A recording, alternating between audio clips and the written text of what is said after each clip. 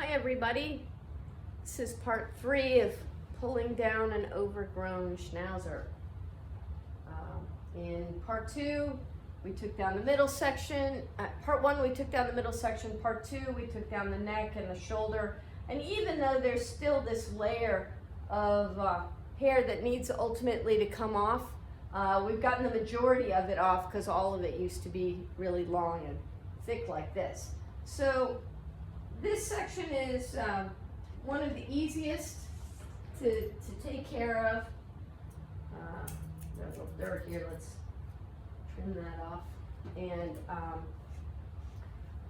the rear is generally pretty easy, although I do notice that in a lot of dogs, this part of the thigh right here, so not the hip, below the hip, but this thigh area, the coat's a little finer here than other parts, and it's a little denser. So it's an area that can be really prone to breakage, and so you want to be careful about that. Today I'm using a textured tool because that's really good for beginners and is much less likely to cut the coat, which doesn't do anything towards growing new hair in, and it's what leads to sometimes you'll find on the shoulders or you'll find on the thighs, areas where the coat is a little finer. If it's been broken many times or cut many times, you'll stop seeing the salt and pepper. You'll stop seeing the black and white patterned coat, and you'll just start to see a uniform gray. That's a hallmark that you've inadvertently been cutting coat. So especially if you're a beginner, I recommend a textured tool like a stone. This one's a Greyhound. There's a number of different kind of textured tools that you can use. But even with my level of experience, I just generally tend to use the stones more. I like them better, and they're definitely better while you're learning new technique and if you're a beginner. And just as a reminder, part of the technique that you want to have is you want to get the hair near the tip and pull it out. And when you do that, all of the movements in your elbow and in your shoulder, like this, your wrist is locked in place. No twisting, no flipping, no turning. Keep your wrist locked tight.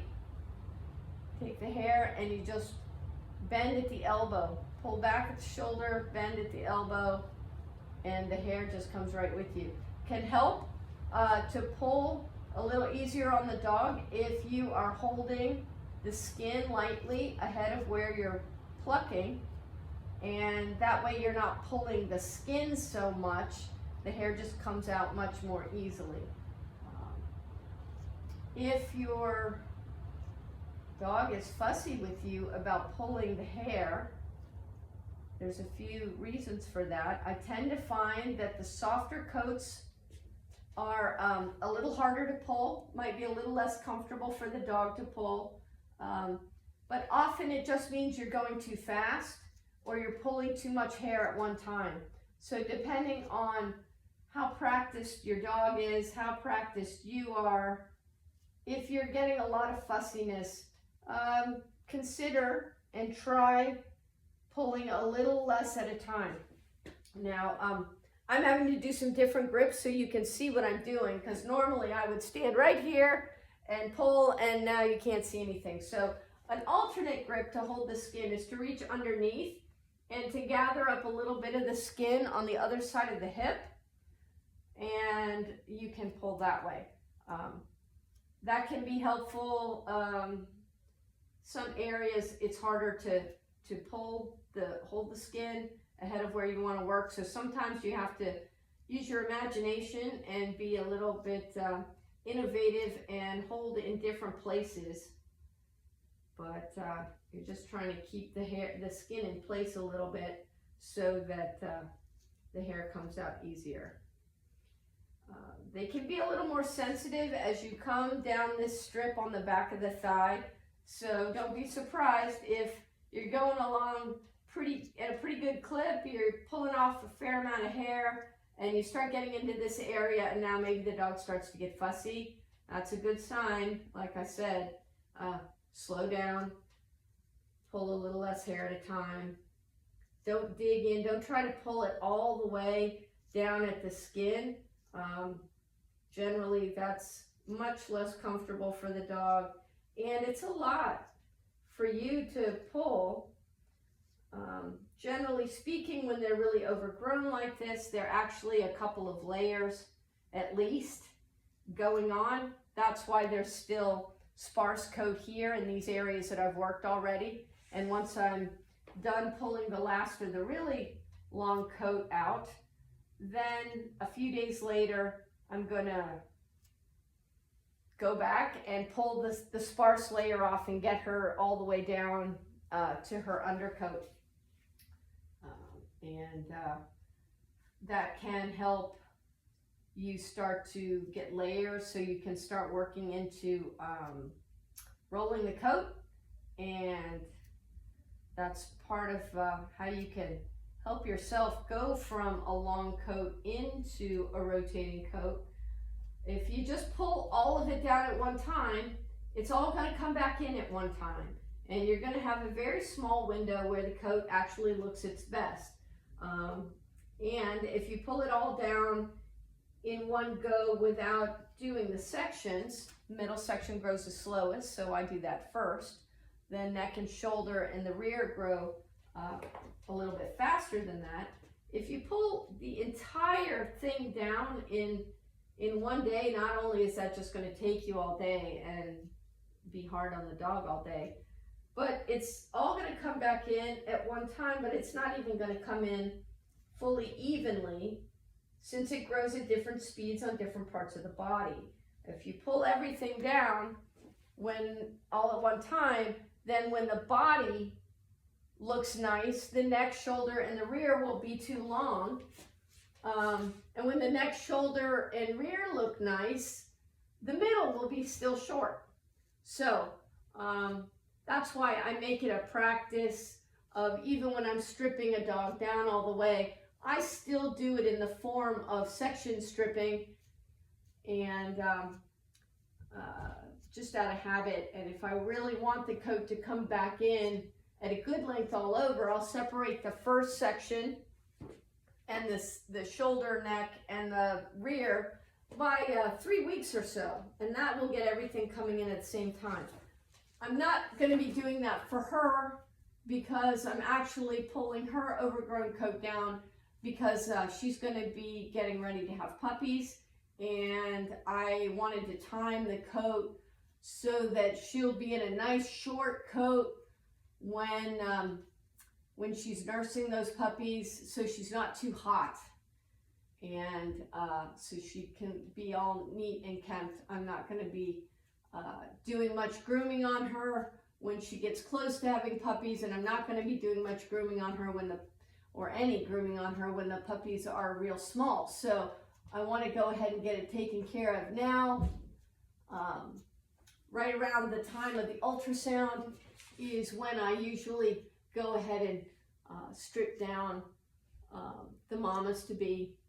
I find that just gives me really good timing, that they're a nice short coat for when the puppies come and they're nursing, and then when the puppies are a little bit older and they've got more claws and they got those sharp puppy teeth and they're playing with mom, now she'll have a layer of hard hair coming in to give her some protection from those puppies. All right, we're getting into this area I mentioned at the beginning here, where it's thicker, it's a little softer, have to be more careful of breakage. So I want to just see the small little locks of hair and pull them. I don't need to be in a hurry. Sometimes I kind of work from the bottom up, but then when that gets a little too hard to see what I'm doing, then I move back up and pull from the top down, and just gradually close in on getting all of it pulled down. There, she's a good girl. She's being very patient for me.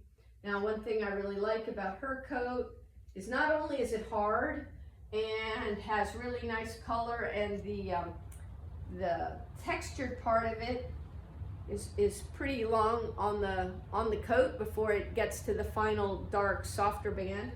But it also pulls pretty easily. Kind of the holy grail of Schnauzer stripping are the ones we call the self-rotating coat, and literally they just they're so easy to pull that just kind of existing in the world kind of rotates the coat a little bit. And that's part of why she has this layer underneath, is because running in the yard just pulled through some of the coat, and some of it's just loosened on its own. But that easy to pull coat is really nice to have. Correct standard Schnauzer, any Schnauzer coat is hard, thick shaft, and stays hard for a long length before it gets to the softer coat near the root. And for me, it also makes a really nice coat if it pulls easily. Can just make such a big difference in an area like this where the hair is really dense. It can be easy for it to be uncomfortable for the dog. With a nice, hard, easy pull coat, you can get through hand stripping pretty fast without rushing, and that's nicer for the dog, it's nicer for you. If you are considering hand stripping for the first time and you don't have a dog yet, for that, make sure that the puppy that you get has a hard coat. So much easier to learn how to strip a hard coat than to try to struggle with a soft coat. And breeders, don't saddle new people who want to hand strip or who want to show. Don't saddle them with a soft coat. It'll just make everything so much harder for them. Okay, so there, we got that long layer off all through here now. And I'll give her a rest for a couple of days, and then I'll go back through and I'll start the process all over again so that I can get this sparse layer off too. But we're good for today. All right. Thanks, honey. Good girl. Thanks, everybody.